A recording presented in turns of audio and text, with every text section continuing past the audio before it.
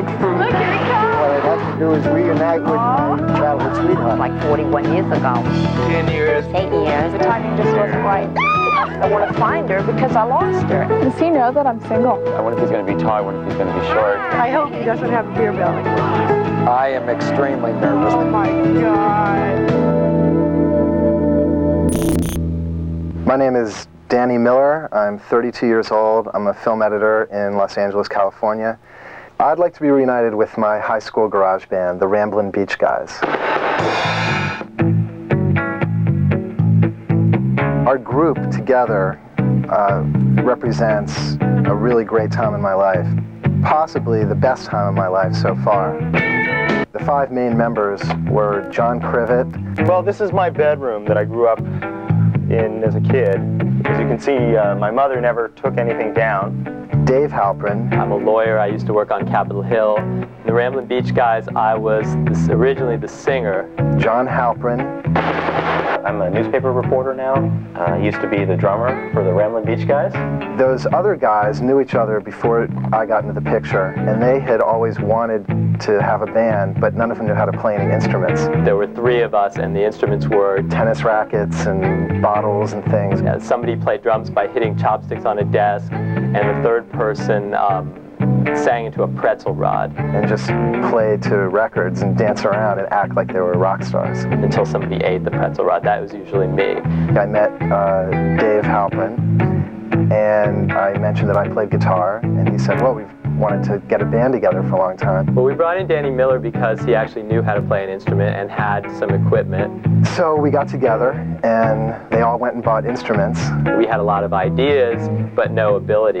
And I was the only person that knew any music. Danny helped us translate it, and Mike Mahaffey, the other guitarist, into something that people could actually understand and hear. My name is Mike Mahaffey. I'm a manager of the Delaware State Data Center.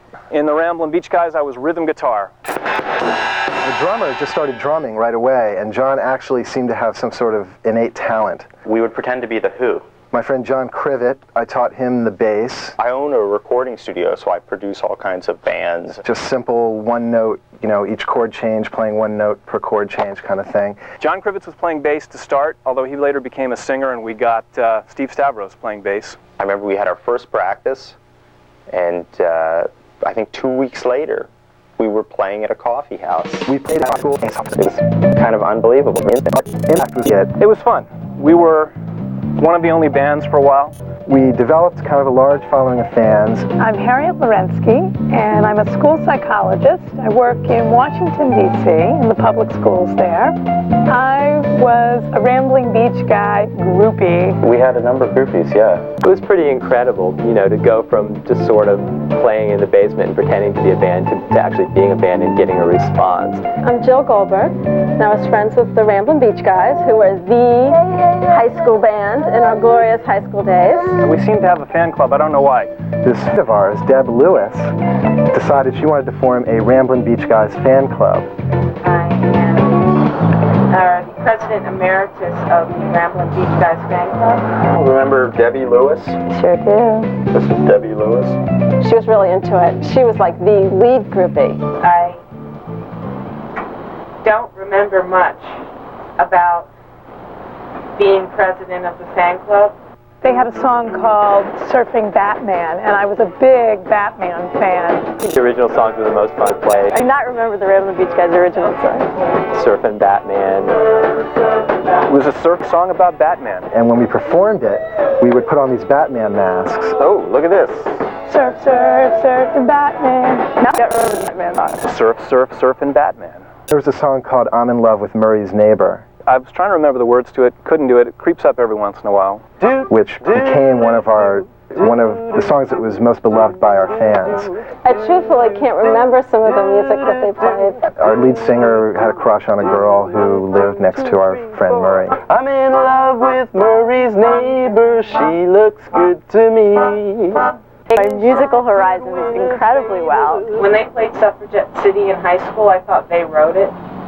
And I was only later to find out, much to my embarrassment, that David Bowie wrote it. I did an article for the Black and White, which was a high school newspaper. In June '78, Palms arose and the band split up. I don't even remember that, but I know that there were times when there were all kinds of personality conflicts. We would break up, we'd get back together. I mean, it was, you know, like a high school romance or something, you know. And one of the guys in the band, John Crivet, wanted to do some musical experimentation. He went off and formed his own band. John had named the Bugs, and somebody made us this nifty hat that said the Bugs. And I'd saved this because it made me so mad, and I was so hurt and disappointed that anyone would want to leave the Ramblin' Beach Guys for another band. We had a lot of fun. We played a lot of parties, and we threw a lot of our own parties too. Sometimes there were the open parties, which meant somebody's parents went out of town and didn't know that people from 14 states were in their house. I snuck into the math lab and rolled off 200 copies of a little flyer saying, come to Pluto's place for a token. We were in 1978 after Animal House. We would just play all night and scream toga, whatever that meant. And I sent them out thinking that, you know, 200 people will read them, you know, maybe 50 people will come. And I remember looking down the street and seeing one headlight come in, and then another headlight, and another headlight. About maybe 700 people came. I mean, it was completely idiotic, and we were glad to be part of it. When high school ended, we didn't keep in touch very well after that. Some of these guys, Mike Mahaffey, who played guitar in the band, I don't think I've spoken to him since we graduated, 15 years. But we all went off our separate ways and got into different kinds of things. And Ted, he told me when I was little I had to play an instrument. I used to like him playing the classical guitar better than the electric guitar. So I played classical guitar for years. The band was very loud. I went from playing these, you know, lute pieces of the Renaissance to suddenly playing, you know, I Want to Be Sedated. We enjoyed his band from afar. We Very heard far. And they suddenly went from pushing me to play to saying, well, the guitar's okay as a hobby. Then it came time for me to drive over to John Halpern's house. My mind racing. You know, who's going to be there of our friends? And especially, you know, are we going to be able to play any songs? I'm a little nervous, but I'm very excited about seeing these guys. I think I'm just going to be really worried about whether I can play Surfin' Batman or not. Oh my God, Danny! I just went up and hugged him. And, you know, we never hugged each other when we saw each other back in high school. You look exactly the same! So do you. So it was just a very natural response. There you go. I brought the book you've been looking for. Oh, right. As each of the guys came down the steps. Hey, Mike! Just incredible. Hey, Very emotional. And A lot of stuff. Good to a lot of positive energy. how are you? Great to see Hey. See, you still has all his hair. It's fair. What? Excited to see all you guys. Oh, yeah. It's funny how we all turned and looked at the equipment and weren't quite sure about what to do with it. I don't think so. What do we do here? Well, it's easy to play an instrument, but it's hard to remember which chords wouldn't know the what. first thing about what I'm supposed to do right now. well, Did you bring your amp? No. We don't have enough plugs, do we? That's a bass amp? Do you guys have any extension cords? Okay, kids. All right. When we were finally there all together, instruments strapped on, the hum of the amplifiers was very familiar to me. Danny, do you remember the song? Do you remember how it goes? I remember the sequence. David, do you know kind of the way it goes? Yeah. So everyone watch David, where it comes. Don't ad lib too much, okay? Oh, man. Keep it straight, that's right. Keep it straight. Murray's Neighbor, 1980. It was a little ragged at first, everybody getting their fingers where they should be. But we very quickly got it back. I'm in love with Murray's Neighbor, she looks good to me. And all of a sudden the door burst open and these friends of ours came in one by one down the steps, and there was this energy that just came through. We didn't know or we didn't know anyone of our friends who was going to come down. We didn't know who it was going to be. All of a sudden Joan came down and she came down the steps and I immediately dropped my guitar pick. I remember that they were the happiest guys I knew. Joan Medley is this girl who John was dating for almost our entire senior year of high school. You know, I've been thinking about this. In a kind of unpleasant turn of events, at the very end, she and I kind of started going out and caused some tension between John and me. You know, I just love them each in a different way. Now we're together, Murray's neighbor and that's not Murray's neighbor. I kind of mused later about it as being sort of a classic, rock and roll situation, kind of like, George Harrison, Pattie Boyd, and Eric Clapton. Maybe not quite on that level, but,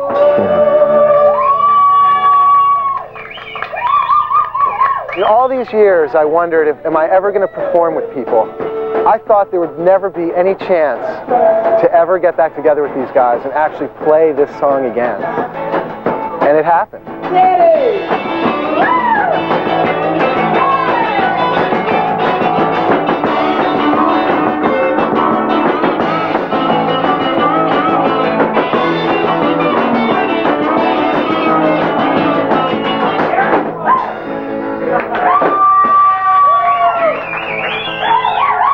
This would never have happened without these other guys. As life goes on, the good times don't come as easy as they do earlier. I've seen you before. The best thing that will come out of this is that we'll be able to stay in touch, that we'll never be out of touch like we were before. John Krivitz had something that was very, very funny when he said that Danny Miller's rock and roll dream came true. I have to say that last night, my rock and roll really did come true.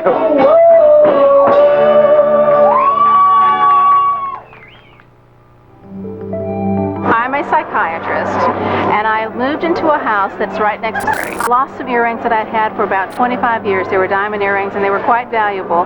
Could not find them anywhere. And about 3 months later, when my mother was going through my bedroom, in the middle of the bed that she had already made up were the earrings. Probably whichever little ghost tends to play tricks with us a lot took them, wore them for a couple of months, and returned them. They came back in perfect shape. If I would have got to meet her, I might have married her. I mean, that's how we did get to know one another through the letters. My name is Robert Cristiano. I'd like to be reunited with Gail Bittner. She was a pen pal of mine when I was in the service, and I never got to meet her, and I'd like to meet her. I'm Gail Shirley, and we're in Cleveland Heights, which is a suburb of Cleveland, Ohio, and I'm getting ready to fix dinner. I'm the director of liturgy and music for a Catholic church in the area. My name is Trudy, and we're here in our home in Altaloma, California, and Bob and I have been married 21 years. Excuse me.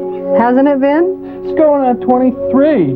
When I was in the service, we were right off the coast of Vietnam. This one guy had his girlfriend sent him some pictures to hand out to guys to write to. It was written up in all the magazines and Glamour and Mademoiselle, everything else we read, that a lot of the soldiers didn't have mail and they wanted contact with home. So everybody was passing around the address where to contact people and where to get in touch with some of the soldiers. And he happened to show me the picture. And this girl was really pretty. And that's her picture. I had always wanted to meet her.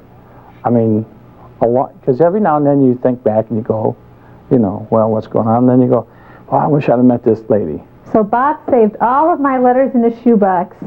Oh, gee, what did I write when I was 16 and 17 and 18 years old?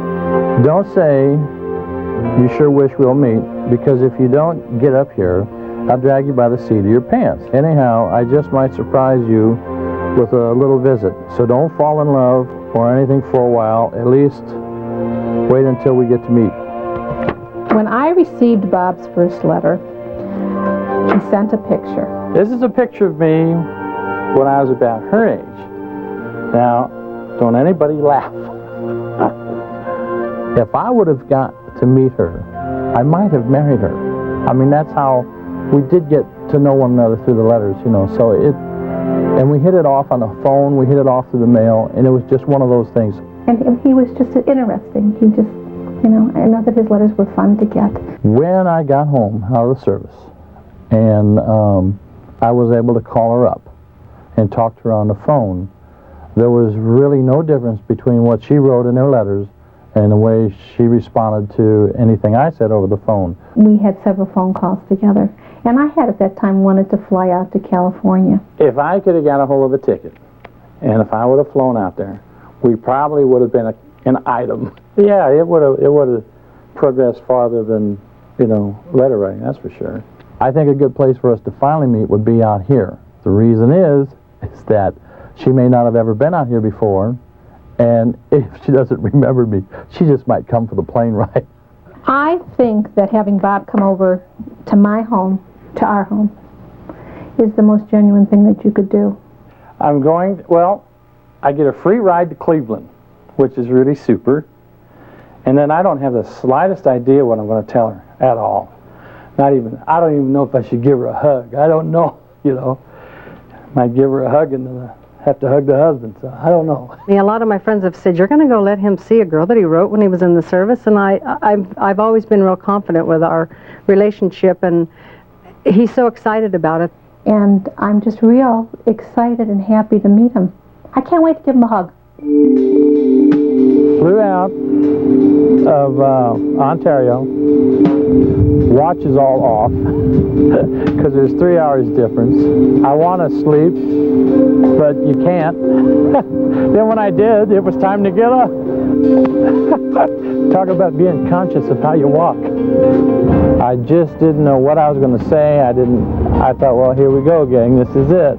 And you know, you wonder if people are going to be disappointed. You know, I didn't want anybody to be disappointed. I knew I wasn't going to be. I didn't care what happened.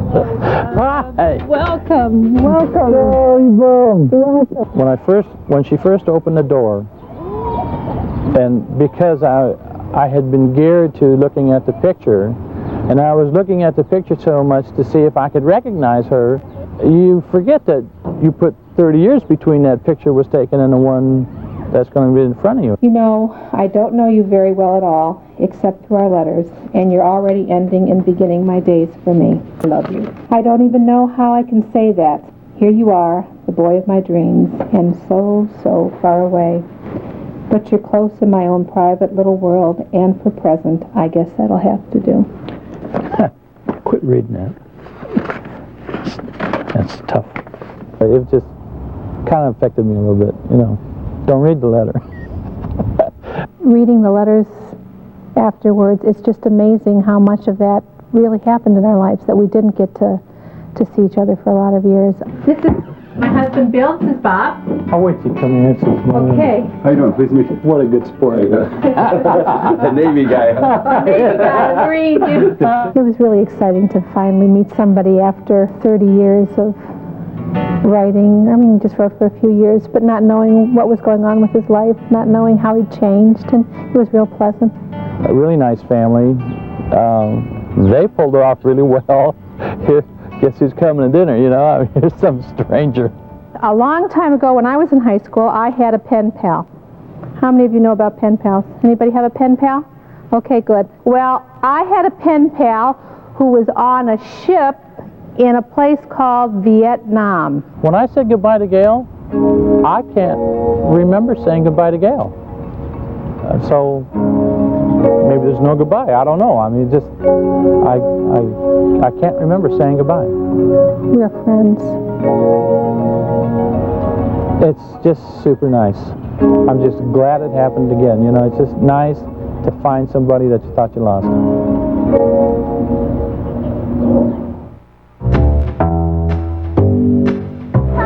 This was Jonathan's first flight ever. And because of flying standby, I had the suspicion that our luggage would not be there. This was Jonathan's first time to pick up his own luggage, and he saw the other people doing it, and he kept on wanting to be able to pull his luggage off the rack. Do you know where my luggage is? Well, which flight were you on? I try to put a lot of responsibility on the children and let them have a little bit of freedom. And you transferred from 1579. And then they put you on the other flight? Is that what happened? They like to be a part of things that are going on. When the flight gets here that he was originally on, get his bags off and we'll send him out to him. Jonathan was so worried about my skis showing up. They might have to ship our luggage. Well, how will they get our luggage to us?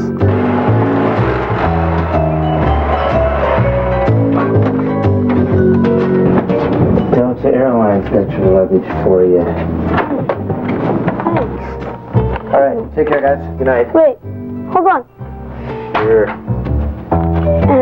Oh, thank you, thank you. The luggage did show up, and everything was well. The main members were John Crivet. Well, this is my bedroom. Dave Halprin. I'm a lawyer. John Halprin. I'm a newspaper reporter now. Rambling Beach Guys sounded good for a high school. The Batman song was really entertaining. When I was in high school, it was my dream also to be a singer or a dancer or an actress. Never even came into my mind to be a rock star. I never really had any aspirations to be any rock and roll star at all. Sometimes it can be maybe a little frustrating or disappointing to yourself knowing that you didn't pursue your initial goals. I'm sure a lot of pressure on them, but I think the most important thing was that they had fun doing it. There was a lot of energy and just happiness. I love watching stories of past relationships. When you watch Lost and Found, the people involved become almost like old friends. Join us again next weekend for another peek into people's past lives on Lost and Found. Will they still like each other? Have there been many changes? We'll see. Stay with us for Hooperman next on FX.